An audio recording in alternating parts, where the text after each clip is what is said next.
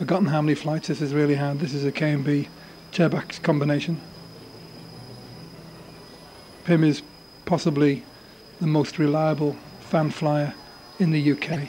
I don't think I've ever seen him turn in a bad flight or suffer from any of the normal ails of fan flying.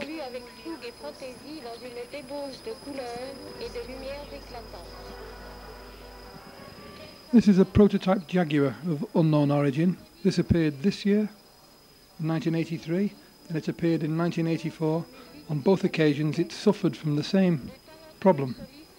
I can't make my mind up what's wrong there. It is probably a rearward CFG, but the model appeared the very next year and did exactly the same thing.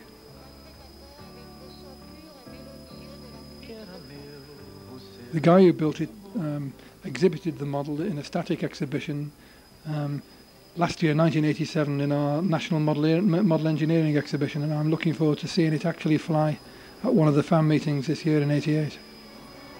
Another good landing by Pim Smith.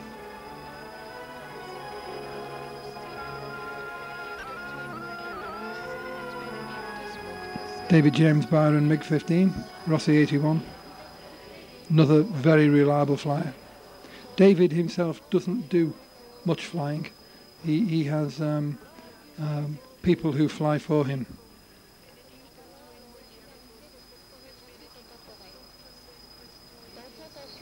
This is Paul Mancini flying. He has a lot of airtime on fan models. Once again, very, very consistent flyer. Rarely see him in trouble. Flies in most weather conditions. I think the fickleness of the British weather does give you some considerable experience with adverse wind conditions.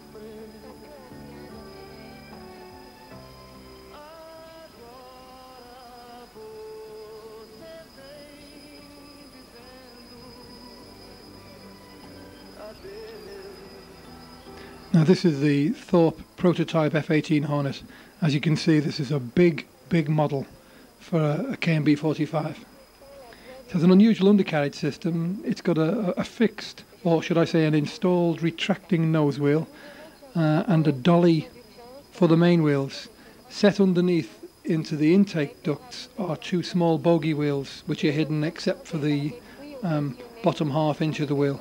And as you'll see later, the model just rolls around on these. Very unorthodox.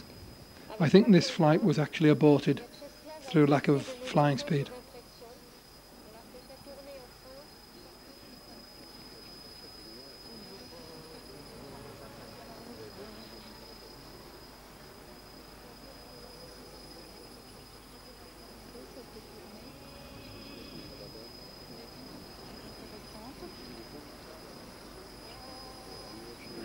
As you can see, it's a real struggler. Once it's in the air and it builds up speed, it's reasonably easy to fly. As I said, when they subsequently re-engined this with a Rossi 65 and a Boss, it really impressed everybody with its flying speed. Very nice looking aircraft in the air. I have the plan of this myself. The model's perhaps 1/3 built currently and has been in that situation for the last 12 months.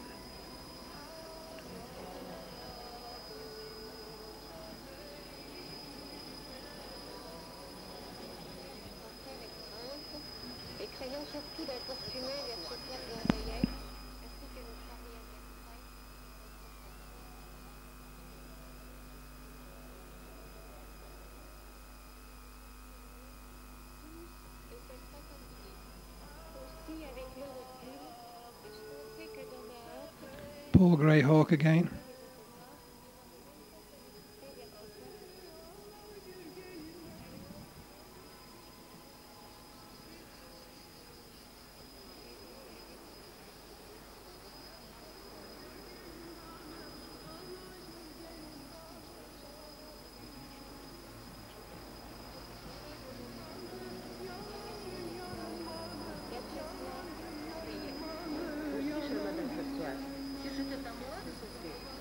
Déjà 3 fois 10 points de la part de chacun de nous 3 qui se trouvent actuellement au studio.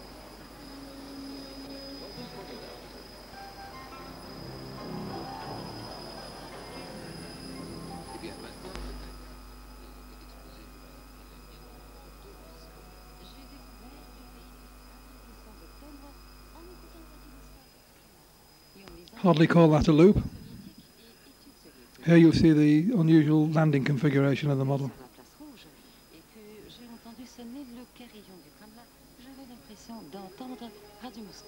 Ce son m'était devenu si familier et si cher que je fus transporté de joie.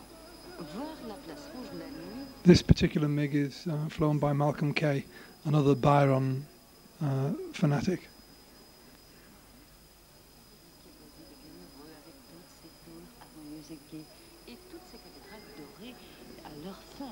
Malcolm actually crashed this at the 1985, I think it was the 1984 or the 1985 event, and it was covered on the video footage of that event, where through elevator blowback, the model failed to pull out of an extremely fast dive and just impacted with the runway right in front of the crowd.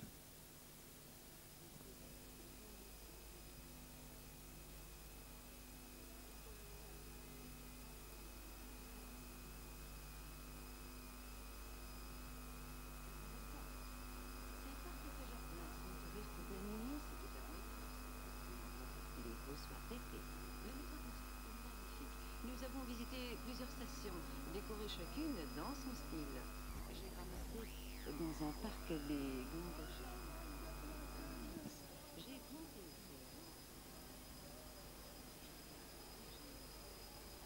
Lavochkin once again, KMB-40, homemade fan. J'ai planté aussi des abricots de Géorgie. J'ai mangé mon premier abricot cette année. Il était très sucré. J'ai admiré Moscou, le monument aux conquérants de l'espace. J'ai admiré aussi l'exposition des réalisations de l'économie nationale. Ces jardins immenses, des parterres de bégonias multicolores, des cosmos de l'agriculture et d'autres encore. Il faudrait plus d'un mois pour tout voir. Et cette fontaine avec 15 jeunes filles dorées en costumes nationaux, symbole de toutes les républiques fédérées, et ces jets d'eau qui montent vers le ciel. This is the Thorpe design, weighing anything from 8 to 9 pounds with retracts. Beautiful plan this, excellent drawings, quite a complicated structure for an aircraft, typical of the fan designs by the Thorpes, but a very, very rewarding model. I bought the plan myself many years ago and never ever got around to building it.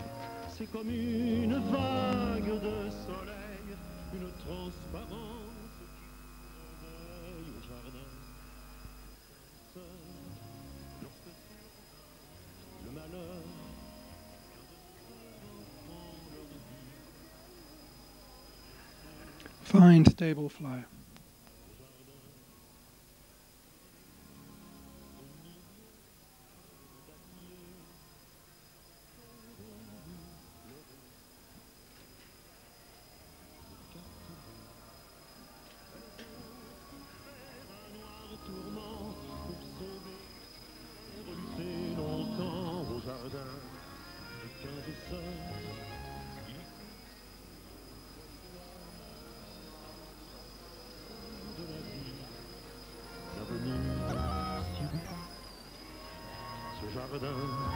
C'est aussi grand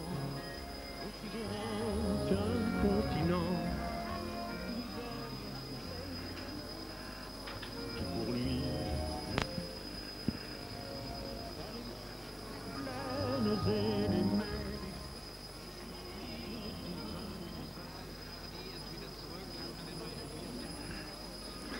Another version of the PT2 Hawk kit. Once this model was demonstrated in 1982, Peter had no difficulty in selling quite a few of these kits. Everybody who's bought them has been rewarded by a very good model, almost a beginner's fan model. My first ever ducted fan flight was with one of these. Admittedly, the model was taken off for me and the controls handed to me, but I had no difficulty flying it thereafter. It really is smooth, very stable, and very forgiving.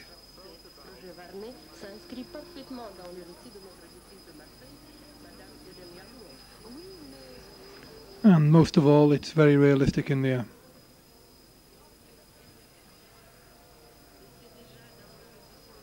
Que nous poursuivrons You can see by the odd glimpses from the crowd the euphoric grins on several of the flyers and spectators, because in these early days the sense of achievement at just simply getting a good flight in can be seen on the faces of everybody. L'URSS, Svetlana Samson, Radio International, URSS. That is ducted fan flying for me.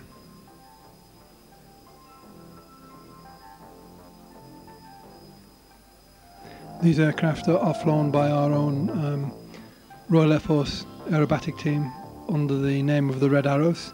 They've actually visited the United States several times. They're quite a big team, up until this year had never ever had an accident. Unfortunately this year, well in 1987, 2 aircraft actually touched and 1 ploughed into the side of a house. Fortunately nobody was killed. The occupants of the house weren't hurt. One of the pilots actually suffered back injuries from the ejection. They were grounded for quite a while and have only recently begun retraining.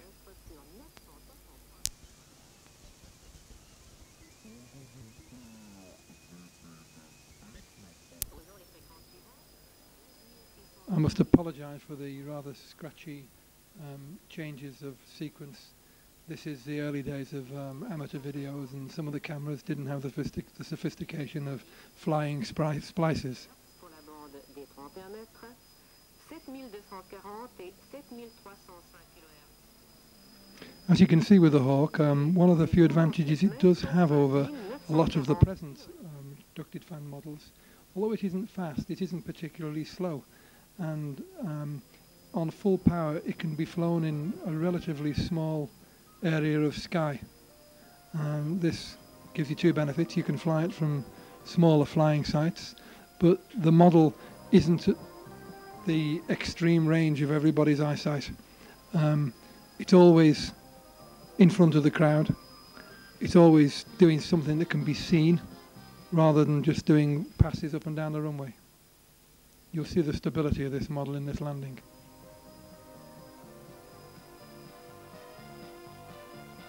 I've tried to persuade Peter and I to reopen the manufacture of this kit. Another shot of the Thorpe Harrier. This is an extremely dodgy takeoff, as you'll see from the following sequence.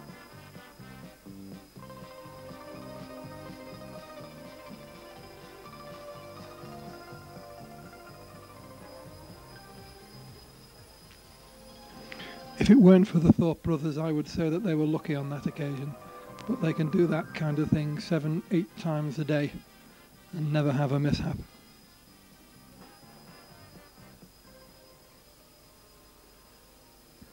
If that had been one of my takeoffs, I would have been collecting the pieces and putting them in a plastic bag by now.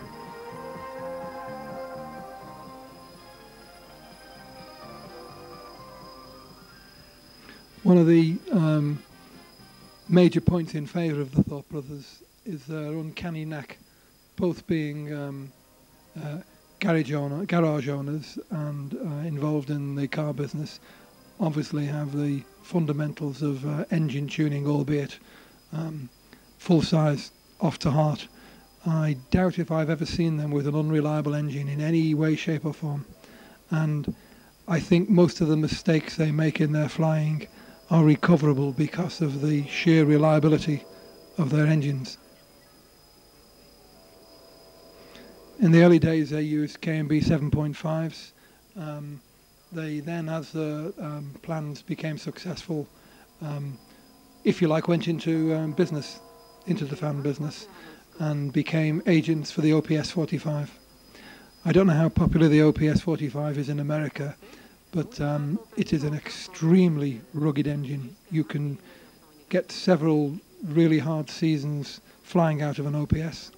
It's probably on paper the most powerful of the 45s. I look forward to this year's Abingdon event, where I hope to match my K&B in my F20 alongside their F20 with the OPS. The negative side of the OPS is that its sheer physical size.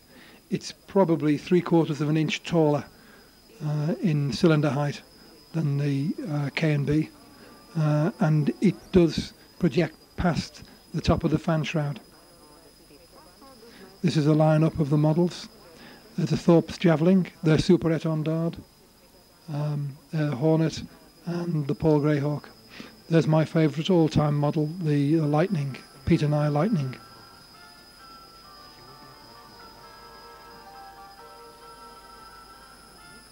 The White Delta is a plan design by Graham Dennett.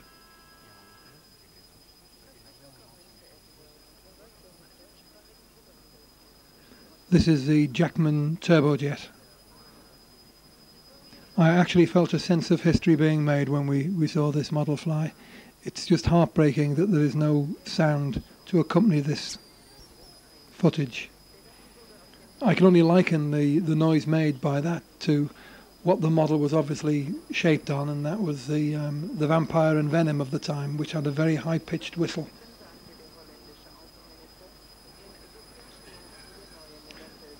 That is the Albatross, the prototype of the current PT2 kit.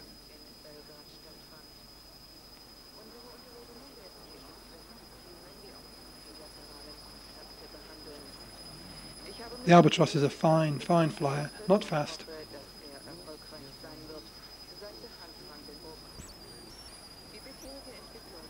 This is the prototype model of the Thorpe Brothers semi-scale F20.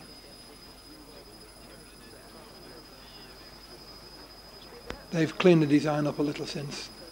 It now looks a little bit more representational. Alan Brown going up again, once again, with his Super Sabre.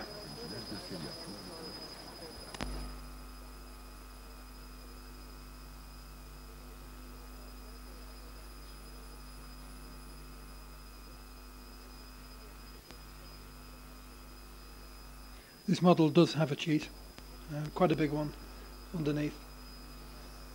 As I say, powered by a K&B 7.5. Very high angle of attack on the ground. It seems typical of all the Sabres I've seen. They need this angle to achieve liftoff. Obviously needs to be flown fast, the Sabre. Gives the appearance of being unstable at low speed.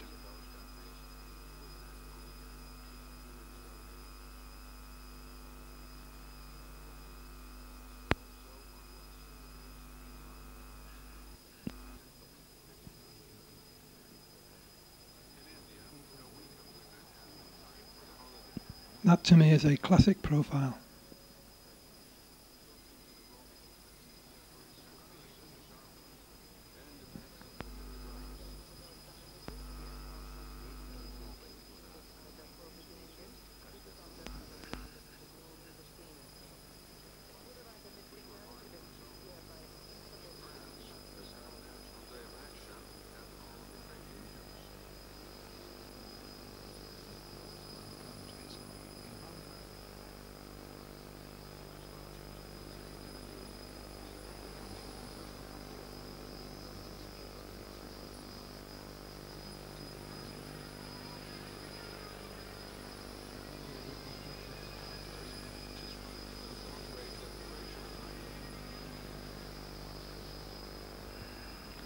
What amazes me about these early footage is that the majority of the 45 models had K&B 7.5s in and ran reasonably well with pumps and pericarburetors. I just don't know what's happened to the K&B situation with these pumps and carbs. They've lost so much trade to the Italians and to the Japanese. It's only recently that their engines really have shown what they're really capable of. I'm still a loyal K&B fan. I persisted with my own and have been extremely pleased with the results I'm getting, albeit without the pump and with at the risk of upsetting Mr. Perry, now fitted with a proper carburetor.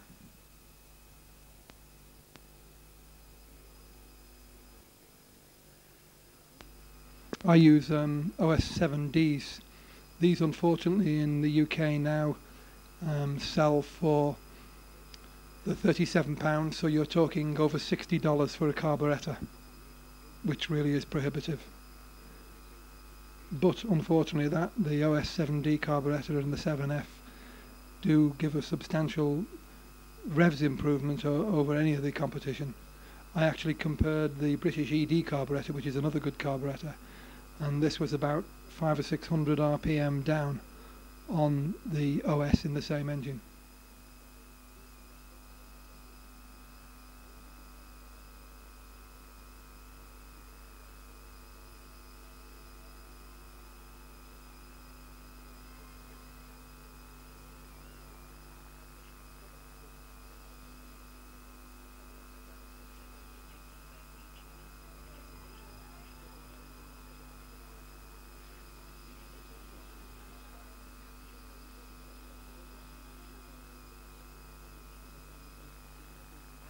Obviously quite a good fuel tank on this model. It's got considerable endurance.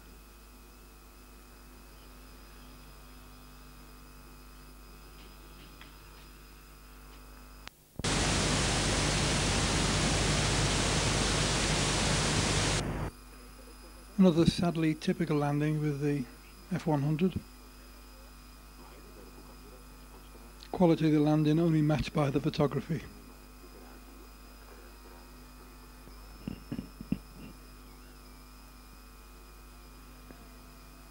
Jackman turbojet in the background, preparing for a flight,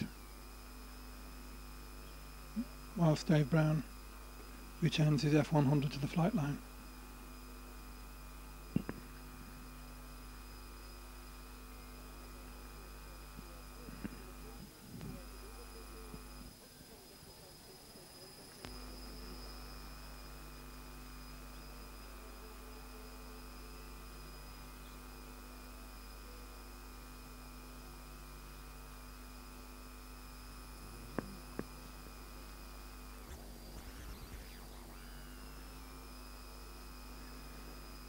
You may not know, but this engine took about 4 years to develop, and as a result of 3 or 4 previous catastrophic failures, this is a culmination of some extremely hard work, which involved eventually in bringing in several experts in their fields as consultants to achieve the success, albeit only limited success, that you'll see on this footage.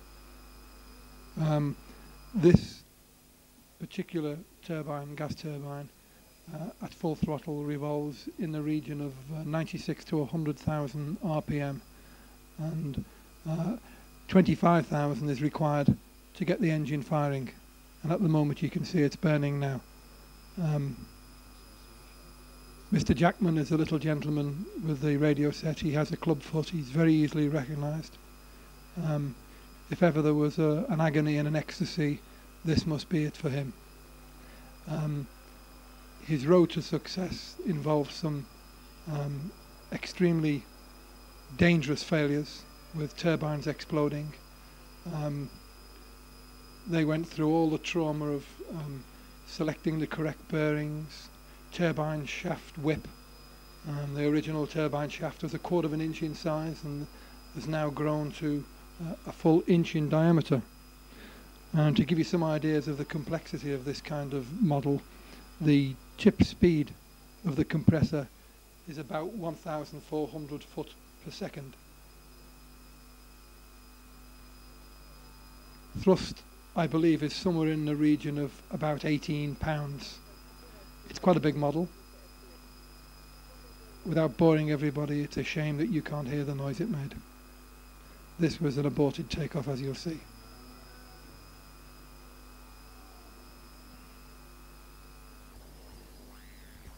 This is the second attempt. The model was immaculately finished, as it paid tribute to the engine as well.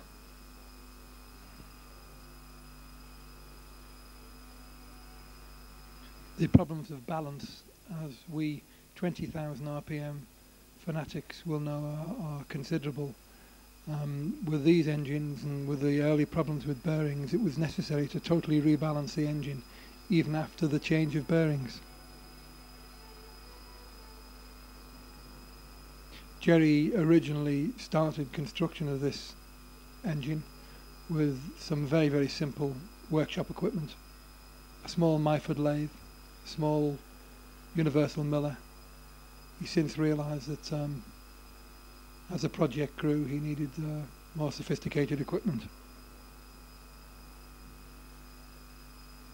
This was the first time a model gas turbine had taken flight in public in the UK, and we believe anywhere in the world.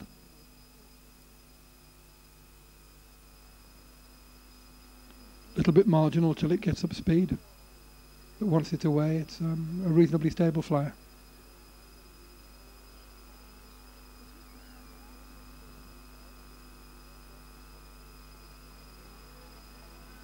Although not shown on this coverage, a second flight was attempted. The model did get into the air and unfortunately suffered a first stage compressor failure, which destroyed the front housing of the engine. Fortunately, it was in the air over the grass at the time and it just glided to a safe landing.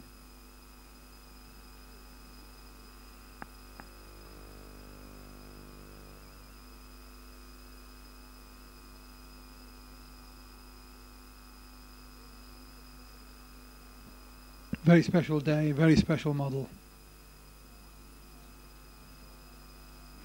It's a day I won't forget for a long, long time.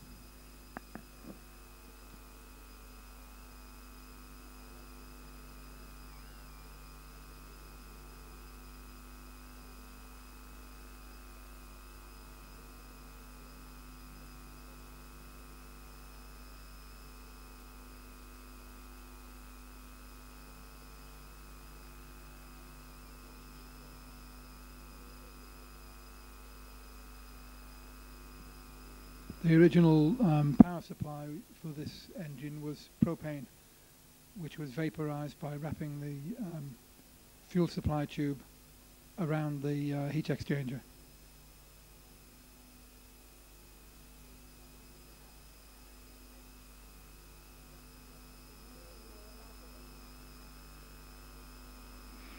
Running temperatures on the engine were in the region of 600 degrees C.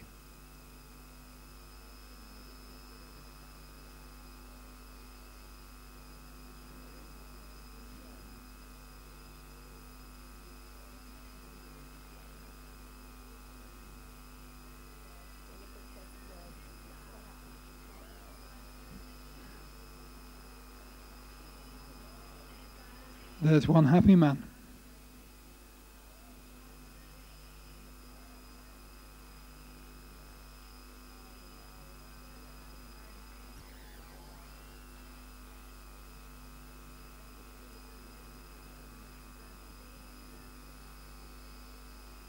Thorpe Brothers Super Étendard, a very large, very smooth flying model. KMB Turbax powered. Only ever seen once. I look forward to seeing this model the following year, but this was the year we had the disagreement with the Argentinians, and the Thorpes thought it prudent to leave this particular model in their workshop at home rather than air it at Abingdon at a Royal Air Force station. Another flight of the Marcus Norman Panther.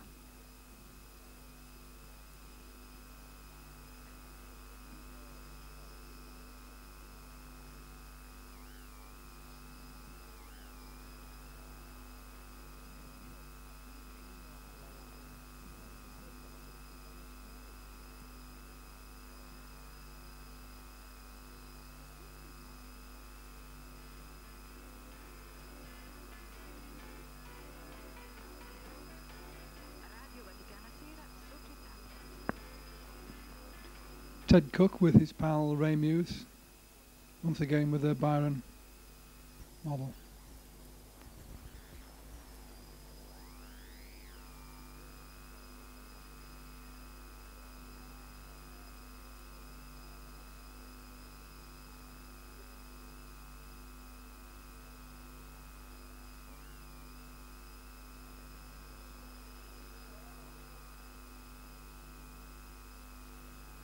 another Thorpe version, or another design, another model of the Thorpe design of the Phantom.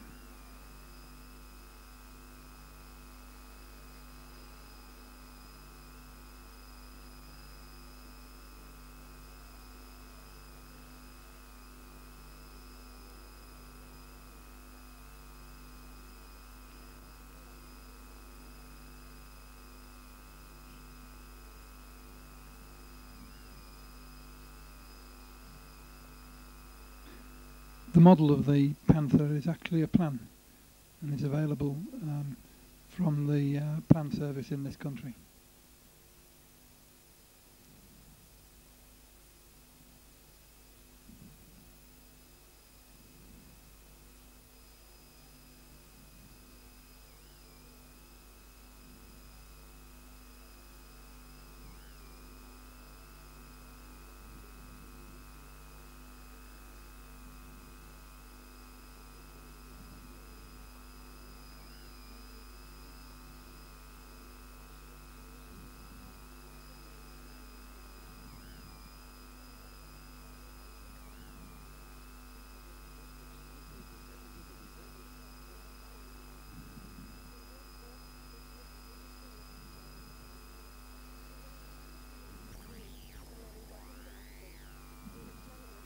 David James prototype Sabre, KMB 7.5.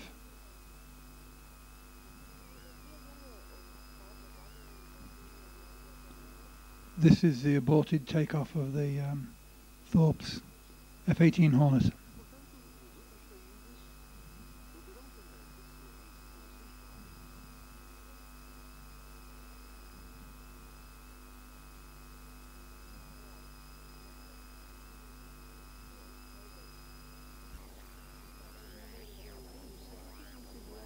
This for me is an extremely beautiful aircraft. This is Peter Nye's Lightning. The model is a twin. It has two KMBs in a semi-inline situation where the notion was for the first engine to supercharge the second. Access to the second engine was, for starting initially, was by sliding out the inlet duct, which exposed the rear spinner, which was behind and underneath the first engine.